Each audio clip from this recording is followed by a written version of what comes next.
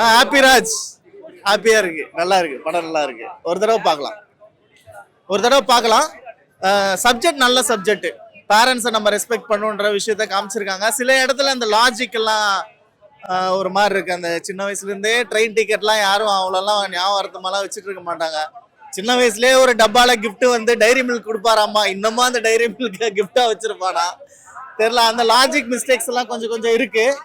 But இருந்தாலும் படமா பார்க்கும்போது ஒரு பையன் தன்னோட லைஃப் ஸ்டைல் என்ன மாறினாலும் தன்னோட அப்பா வந்து மதிக்கணும் அப்படின்றத நல்ல ஒரு விஷயமா சொல்லியிருக்காரு. டைரக்டருக்கு வாழ்த்துக்கள். ஒரு தடவை பார்க்கலாம். ஆமாமா, படம் கொஞ்சம் லேக் தான், ஃபுல்லா அப்படியே போயிட்டே இருக்கு. ஆனா கதை நல்ல கதைன்றனால படம் தப்பிச்சிச்சு. அந்த கோர் இருக்குல்ல, மெசேஜ் நல்ல மெசேஜ்ன்றனால படம் தப்பிச்சிச்சு. காமெடி ஓகே தான், பெருசாலாம் ஒர்க் அவுட் ஆகல. காமெடி எனக்கெல்லாம் பெருசா ஒர்க் அவுட் ஆகல, ஆவரேஜா தான் இருக்கு.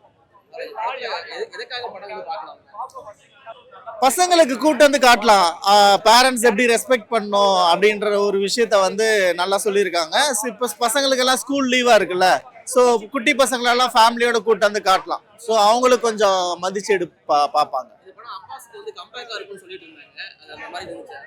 அப்பாஸ் வந்து கம்பேக்னா அப்பாஸ் பயங்கர ஸ்டைலிஷான பர்சன்ல. இதுல அப்ப மாமனாரா நடிச்சிருப்பாரு.